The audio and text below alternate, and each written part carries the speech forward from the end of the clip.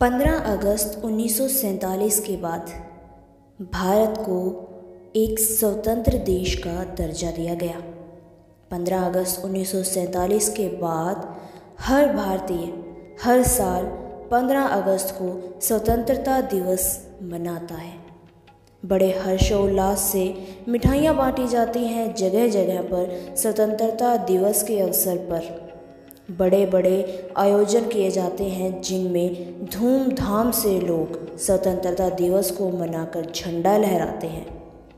तिरंगा झंडा लहराने के साथ साथ देशभक्ति के गीत गाए जाते हैं, शहीदों को याद किया जाता है, भारत माता की जय के नारे बुलवाए जाते हैं। लेकिन इन सब के बीच भारत देश यह भूल चुका है कि भारत देश कहने के लिए स्वतंत्र है। भारत अभी भी पूर्णतया आज़ाद नहीं हुआ है। क्या आपने कभी बैठकर गौर किया है कि भारत अभी भी गुलाम है? कुछ ऐसी रीतियों का जिनका अभी तक हमने ना तो बहिष्कार किया है और ना ही उन रीतियों से हम पूर्ण रूप से आज़ाद हुए हैं। दर्शकों, हमारा इशारा है दहेज रूपी बुराई की तरफ, जिसने भारत को अभी भी जकड़ रखा है, अपना गुलाम बना रखा है। दहेज रूपी रावण की राक्षस की कैद में अभी भी भारत कैद है। जैसा कि आप जानते ही हैं कि पूरे भारतवर्ष में जब भी बेटियों की शादियां की जाती हैं, उन्हें दहेज दिया जाता है। अगर किसी लड़की का पिता गरीब है, वो भी अपने सामर्थ्य के अनुसार दहेज देता है, और यदि किसी लड़की का पिता अमीर है, वो अपने सामर्थ्य के अनुसार गाड़ी, बंगला, कैश आदि दहेज के रूप में देता है। ये दहेज रूपी परंपरा पुराने समय से चलती आ रही है, जो कि एक कुरीति है। हम सभी को मालूम है कि दहेज एक कुरीति है। इसका लेन देन हमें बंद करना चाहिए, लेकिन चाहकर भी भारत का कोई भी नागरिक दहेज रूपी रावण पर रोक नहीं लगा पा रहा, और आए दिन कई बेटियां इस दहेज रूपी रावण की आग में झुलस पड़ती हैं, इसकी बलि चढ़ जाती हैं। क्या आपने कभी प्रयास किया है दहेज को समाप्त करने का? नहीं। क्या आपने प्रयास किया कभी इस पर रोक लगाने का? नहीं। क्या आपने कभी सोचा कि दहेज कितनी हानि कर रहा है हमारे समाज में?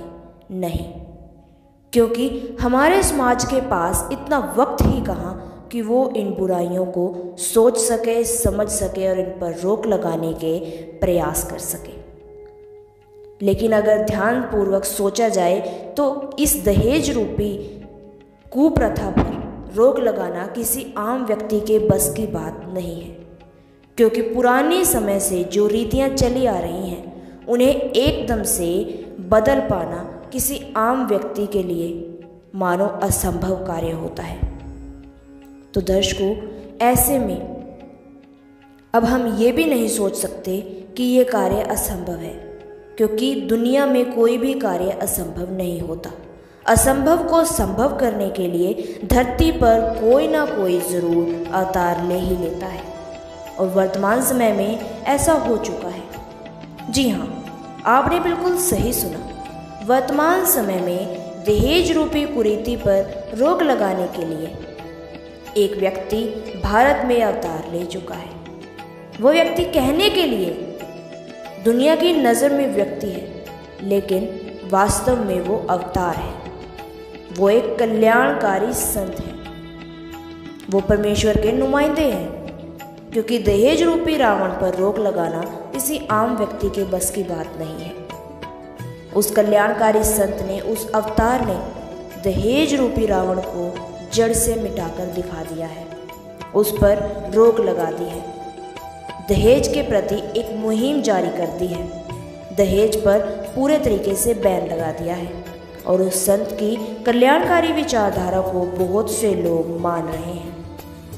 उनके ज्ञान को ग्रहण कर, उनसे नाम दीक्षा लें, उनके नियमों में चलकर दहेज पर रोक लगाकर बिल्कुल सिंपल सादे ढंग से शादियां रचा रहे हैं। उस संत के सानिध्य में दहेज रहित विवाह के साथ साथ बिना आडंबर की शादियाँ होती हैं, जिसमें ना तो कोई घोड़ा होता है, ना कोई बाराती होता है, ना कोई बैंड बाजा होता है, ना लड़की किसी प्रकार का श्रृंगार करती है और ना ही किसी प्रकार के फेरे लिए जाते हैं। केवल 17 मिनट में असुर निकंदन रामायणी पाठ चलाकर शादी करवा दी जाती है। न तो वर पक्ष की तरफ से दहेज की डिमांड की जाती है और न ही वधू पक्ष की तरफ से दहेज दिया जाता है। यह कल्याणकारी कार्य कल्याणकारी संत ने कर दिखाया है। वो कल्याणकारी संत हैं जगत गुरु तत्वदर्शी संत रामपाल जी महाराज, जो कि भारतवर्ष के हिसार हरियाणा में आए हुए हैं। जगत गुरु तत्वदर्शी संत रामपाल जी महाराज के कुछ नियम ही ऐसे हैं कि जिनको पढ़कर, सुनकर, समझकर व्यक्ति बुराइयों को खुद ब खुद त्याग देते हैं। और संत रामपाल जी महाराज के नियम कुछ इस प्रकार हैं। दहेज लेना व देना सख्त रूप से मना है। नशा करना मना है। विवाह शादियों में व्यर्थ के आडंबर करना मना है। घोड़ी चढ़ना मना है। फालतू के रीति रिवाज करना मना है, जो कि समाज के ऊपर बोझ बने हुए हैं। जिन रीति रिवाजों को पालन करके लोग अपने आप को असहाय महसूस करते हैं। असहाय से हमारा भाव है जैसे किसी लड़की के पिता के पास इतनी आमदनी ना हो कि वो अपनी बेटी को ज़्यादा से ज़्यादा दहेज दे पाए, लेकिन उन्हें मजबूरन लोक लाज में आकर दहेज देना पड़ता है। ऐसे में एक पिता अपने आप को असहाय महसूस करता है। लोक लाज में आकर वो दहेज दे तो देते हैं, लेकिन बाद में कर्जे के नीचे दब जाते हैं। बेटी की शक्ल की तरफ देख, बेटी को खुश रखने के लिए, बेटी को खुश देखने के लिए पिता कर्जा तक उठाता है, लेकिन बाद में अगर बेटी के संस्कार में खुशी ना हो तो बेटी भी दुखी हो जाती है और पिता भी। इसलिए संत रामपाल जी महाराज दहेज के लिए मना करते हैं। संत रामपाल जी महाराज आज तक अपने सानिध्य में अनेकों दहेज मुक्त विवाह करवा चुके हैं और आए दिन करवा भी रहे हैं। संत रामपाल जी महाराज की विचारधारा को ग्रहण कर युवा पीढ़ी के बहुत से पढ़े लिखे व्यक्ति दहेज मुक्त शादियां कर रहे हैं, जिनमें सरकारी नौकरी पर, सरकारी कार्यों पर कार्यरत लोग भी शामिल हैं, जो कि संत रामपाल जी महाराज जी की विचारधारा से सहमत हैं